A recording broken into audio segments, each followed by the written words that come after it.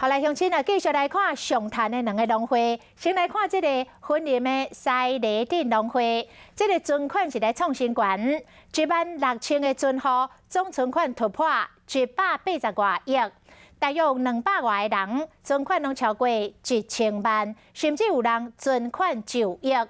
西里农会讲，因为当地农民拢是种短期的叶仔菜类，大约14天就会当来收成卖钱。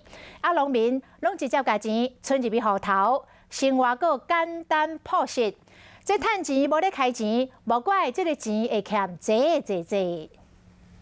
农友大部分拢伫过日啊，驶火车咧出入，过着简单的生活。其实有真侪农民拢真够欠钱，特别是婚林西里农会，今年因16000几名存户，总存款超过180亿块。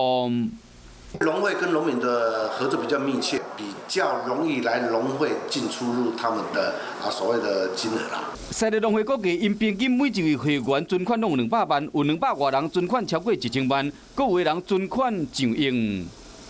咱庄卡人吼，一日大家有咧趁钱，但无咧开钱。一个去问农友，因讲这钱拢是辛苦赚来，唔敢开。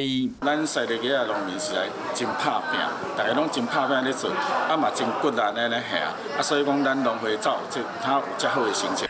农会是认为讲，农友若是种短期叶菜类的话，14天就使收成出货。有真侪农友收到汇款了，会直接摕去欠起来，平均2礼拜就使欠一摆。嘛，因为因真拍拼欠钱，所以讲有真侪好业人。